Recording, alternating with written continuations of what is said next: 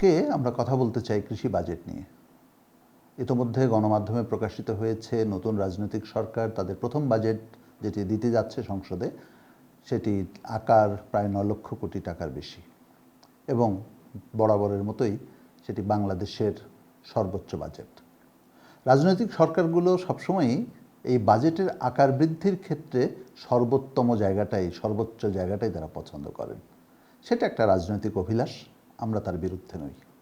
কিন্তু আমরা যেহেতু কৃষি, খাদ্য এবং পরিবেশ নিরাপত্তার জায়গাটা জোরতে দেখি, ফলে আমাদেরকে এই প্রশ্নটা রাখতে হয় যে এই যে 9 লক্ষ কোটি টাকার বাজেট হবে, সেখানে বাংলার কৃষকের হিস্সা কতটুকু, আমার যে মৎস্য চাষি তার অংশ কতটুকু, আমার খাদ্য ব্যবস্থাপনার সঙ্গে জড়িত যে জনগোষ্ঠী তারা কতটুকু সেই বাজেটের অন্তর্ভুক্ত থাকবে।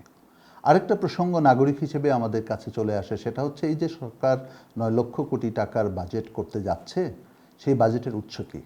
কিছু ধারণা দেওয়া হয়েছে।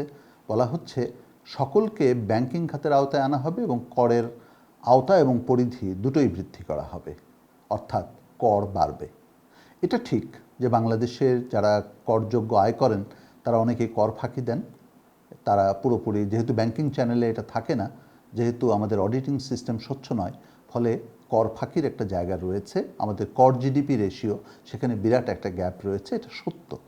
কিন্তু এটাও তো ঠিক যে যারা দিনমজুর, যারা আমাদের যে স্বল্প আয়ের মানুষ, এটা ভুলে গেলে চলবে না যে বাংলাদেশের বেশিরভাগ মানুষই স্বল্প আয়ের মানুষ এবং তারা বেশিরভাগটাই কৃষি নির্ভর। এই যে আমাদের অর্থনীতিটা কৃষি নির্ভর যে অর্থনীতি, সেই কৃষি নির্ভর অর্থনীতিতে আমাদের এই কর কিভাবে আসছে সেটা আমাদের খুবই কৌতূহলের একটা বিষয়। সরকার বলছেন যে সকলকে ব্যাংকিং চ্যানেলের আওতায় নিয়ে আসবেন, অর্থাৎ কৃষকদেরকেও ব্যাংকিং চ্যানেলের আওতায় নিয়ে আসা হবে। এখানে বলে রাখা দরকার, অতীতেও কিন্তু সরকার চেষ্টা করেছে 10 টাকার যে অ্যাকাউন্ট, অর্থাৎ কৃষকদেরকে ব্যাংকিং চ্যানেলের আওতায় নিয়ে আসা এবং কৃষকদেরকে ব্যাংকিং খাতের মধ্য দিয়ে সম্পৃক্ত করা, কিন্তু তার ফল কৃষক পায়নি। কথা ছিল যে যখন ব্যাংকের আওতায়, হিসাবের আওতায় যখন একজন কৃষক আসবে, তখন সে ব্যাংক ঋণ পাবে। কিন্তু এই ধরনের কথাগুলো যতটা শুনতে ভালো লাগে, যতটা মুখরোচক হয়, বাস্তবে তার সুফল কিন্তু ঘরে ঘরে পৌঁছায় না। একটা উদাহরণ দিই, এই যে আমরা এত বর্ণাঢ্য আয়োজনের মধ্য দিয়ে কৃষি কার্ড বিতরণ করলাম, প্রথম ধাপে 22,000 কৃষককে আমরা কার্ড দিতে পেরেছি, সরকার দিতে পেরেছে। অবশ্যই সরকার এর জন্য সাধুবাদ দাবি করবেন, আমরা সেটা জানাই, আমরা জানিয়েছি খেতেপাতের পক্ষ থেকে। কিন্তু এর পরের ধাপ কবে সেটা আমরা জানি না। তার থেকেও বড় কথা যে এই কৃষক কার্ড দিয়ে এখন কী হবে। সরকার বলছে কৃষক কার্ড যদি থাকে তাহলে কৃষক কার্ড দিয়ে আপনি কৃষি ঋণ পাবেন। এই কৃষি ঋণ কি আসলে পাবে? আপনি কৃষি ঋণ নীতিমালাটা যদি সংশোধন না করেন, কৃষি ঋণ নীতিমালাতে যদি পরিবর্তন না আনা যায়, তাহলে শুধুমাত্র একটা কৃষক কার্ড, একটা আইডি কার্ডের মতো করে থাকলেই কি সেখানে কৃষকের ঋণ প্রাপ্তি নিশ্চিত হয়?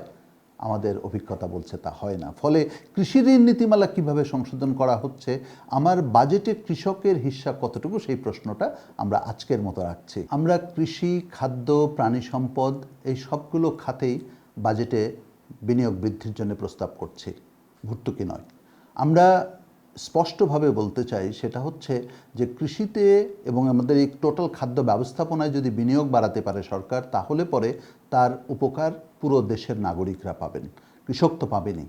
কারণ খাদ্য ব্যবস্থাপনাকে টিকিয়ে রাখে, খাদ্য ব্যবস্থাপনার শর্ত হচ্ছে কৃষককে বাঁচাতে হবে। কৃষক না থাকলে কৃষি থাকবে না, কৃষক না থাকলে আমাদের খাদ্য থাকবে না।